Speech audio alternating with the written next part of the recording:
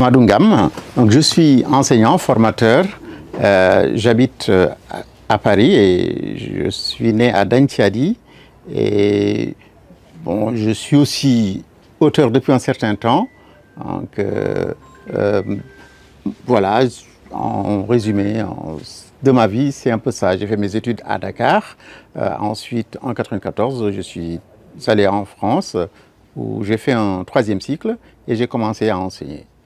Et j'ai commencé aussi l'écriture et le fil du fleuve. Les fils du fleuve, c'est le second ouvrage que j'ai produit. Alors, qu'est-ce qui m'a motivé? Alors, le titre est assez ambigu puisque certains disent les fils du fleuve comme vous venez de dire, mais en fait, j'ai pensé les fils du fleuve parce que c'est à la fois le fil de l'eau, c'est le fil des histoires, ce sont les fils aussi qui sont nés dans ce fleuve et c'est aussi l'ensemble des êtres, qu'ils soient naturels, animés, inanimés.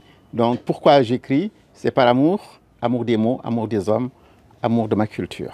Donc j'essaie de rendre un peu ce qu'on m'a donné, donc les mots pour traduire à la fois ce qui est beau, traduire aussi ce qui nous attire et puisque les mots quelquefois servent aussi de voix, les emprunter pour arriver vers l'autre.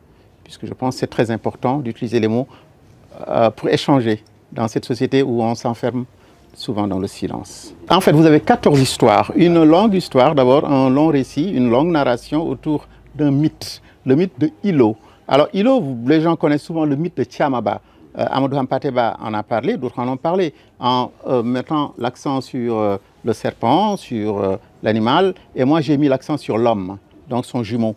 Et puis il y a aussi d'autres histoires qui sont des histoires, des contes, des légendes que nous ont racontées quelquefois nos parents, des contes que nous racontent aussi des spécialistes, des passeurs de mots comme des pécanes, donc qui sont le chant des pêcheurs, des légendes, des fables.